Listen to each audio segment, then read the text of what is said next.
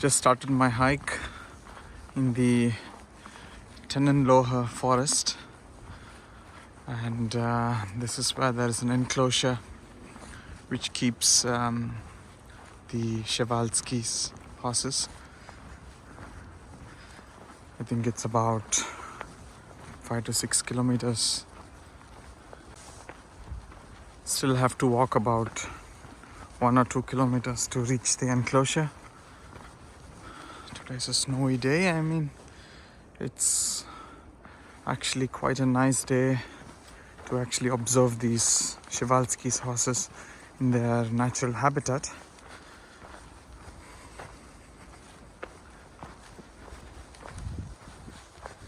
So this is the inside of the Tenenlohe forest. As you can observe, a lot of pine trees. It has a really sandy soil. Actually, this was an US Army firing range, but then it was converted into a natural reserve, and this is where these Przewalski's horses currently are. One thing that you would definitely observe is see the spacing between the trees. They are spaced quite well, so the sunlight can hit the ground, and this is really important because this is what keeps this sandy soil alive, and this is really rare. So if you look closely, you can see these green pillar moss.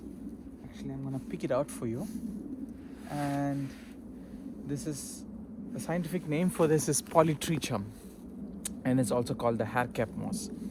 And this moss species actually grows in soil which is really poor, has poor nutritional value.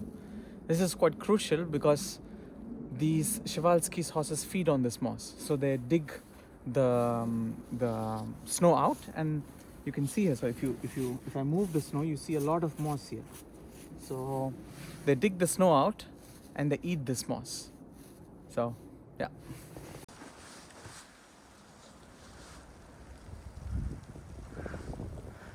Been walking for some time.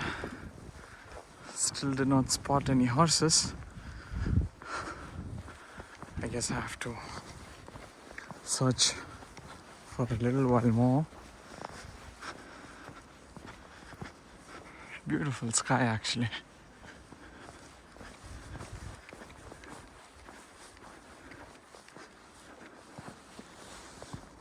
As you can see right now, the tree cover slowly becomes sparse as we are reaching the enclosure.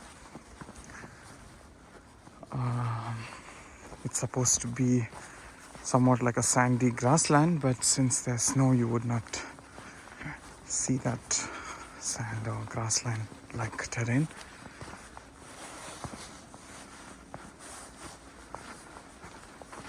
But I hope we can spot some Przewalski's horses today. So this is the actual enclosure. This is where the horses are kept. It's quite big. It's about 80 hectares, as I said. We might need to maybe walk around it to spot them.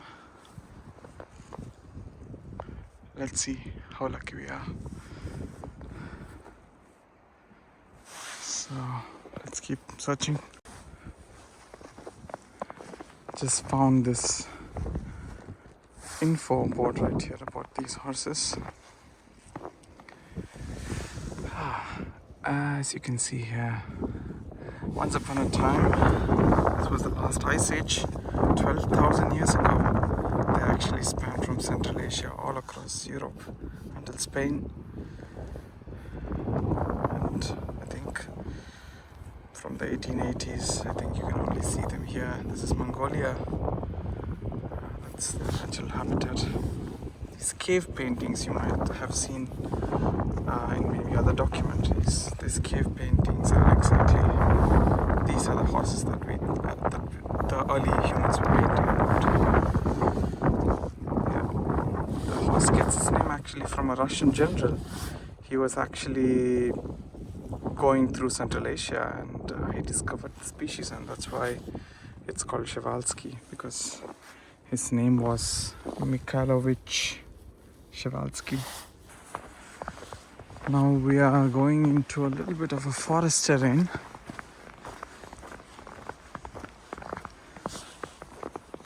Let's see if we can find them in the woods. But this is actually the enclosure. So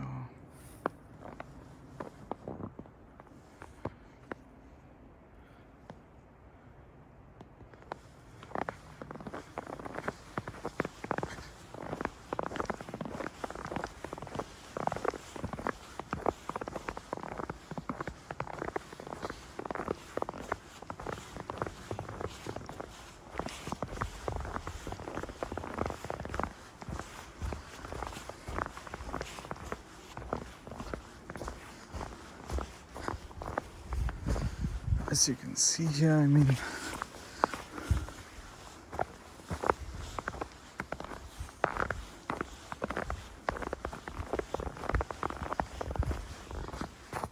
this is, if I dig a little bit, you can actually see it. It's quite dry, sandy soil. See that? It's actually dry, sandy soil right there. And this is what this Tenaloha forest is famous for.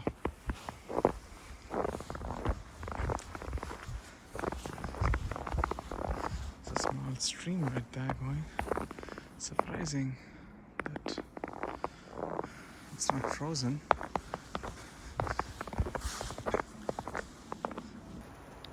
And I finally found them.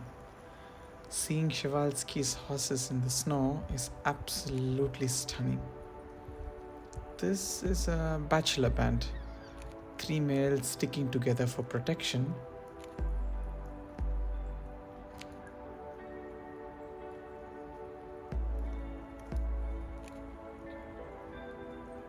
Watch the one pawing the snow to get the frozen grass beneath.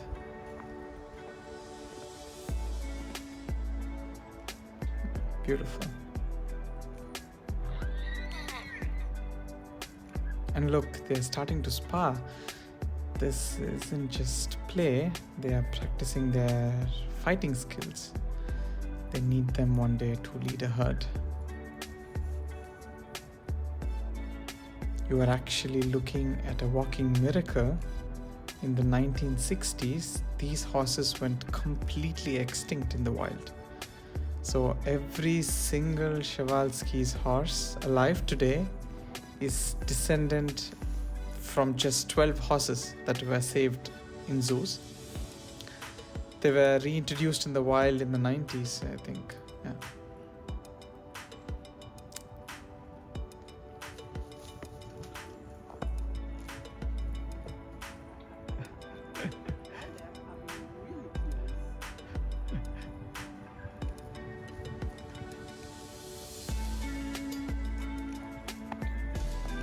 Whoa, now they're really getting serious.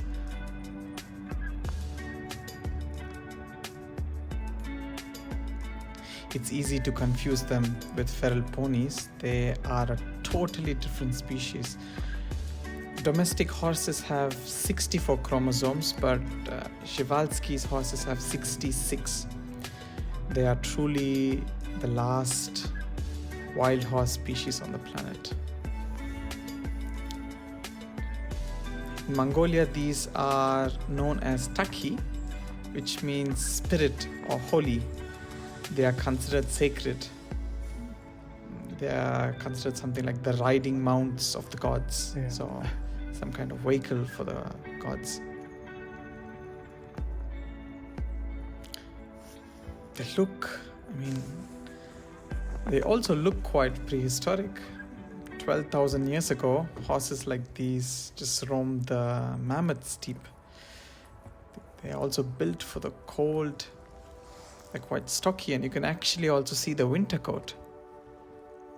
I'm gonna show you some differences between a normal horse and the Przewalski wild horses. The mane actually stands up quite straight. You can see it right here, clearly. And there is no forelock, like there are no bangs over the eyes. Those domestic horses have that hair that grows on the face. These horses don't have that. Similar to zebras, they have this black vertical stripe that runs through their legs. Oh, I also see these wild goats were approaching us. These goats were actually introduced to maintain the landscape, because if you want to maintain this grassland like landscape, you have to have a minimum number of herbivores, and I think the horses were not enough, so they also introduced these goats. And they have a really nice color, this white and black, and there are a lot of them actually.